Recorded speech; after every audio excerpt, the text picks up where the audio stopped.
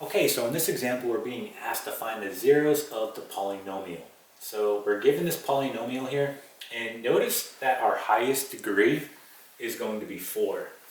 So what we want to try to do here is we want to try to factor out a greatest common factor so that we can bring this polynomial down to a quadratic that we can factor, right? So for example, if I look at my 3 terms, I can factor out a 5. I can also factor out an x squared. When I do that, I'm going to get the following. I get x squared minus 2x, okay, and then minus 15. Okay, so if you look at what we have in parentheses, that is a quadratic that we can factor, right? And remember, this is going to be equal to zeros because we're trying to find the zeros. Okay, so this part right here is just going to come along for the ride as we factor our inside part here, which is a quadratic. And we're going to do that by using the AC method.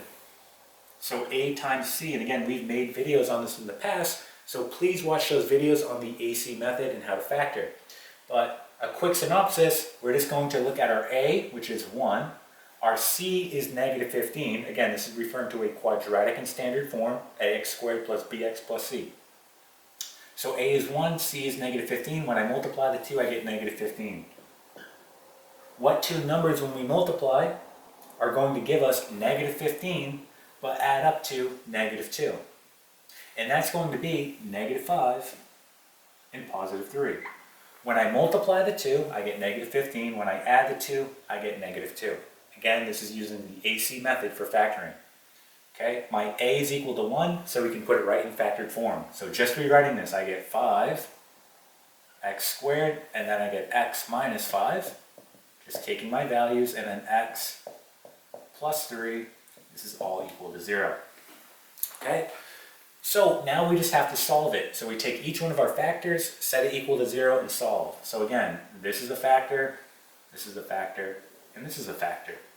So we're going to take each one and set it equal to 0 and solve. So we get 5 x squared equal to 0. Here we get x minus 5 equal to 0. And here we get x plus 3 equal to 0. So when we solve these, right, looking at this one, it's simply just going to be 0, right? X is going to be 0. So x is equal to 0. If I look at this one, again, just add 5 on both sides, so get x is equal to 5. Right? And then this one, minus 3 on both sides, you get x is equal to minus 3. So we have 3 zeros. And again, we can go ahead and just record them here. X is equal to 0, x is equal to 5, and x is equal to negative 3. Again, these are going to be the zeros of the polynomial, and that's where it's crossing the x-axis. Okay, so we just found the zeros of the polynomial by factoring using the AC method. Okay, and that is it.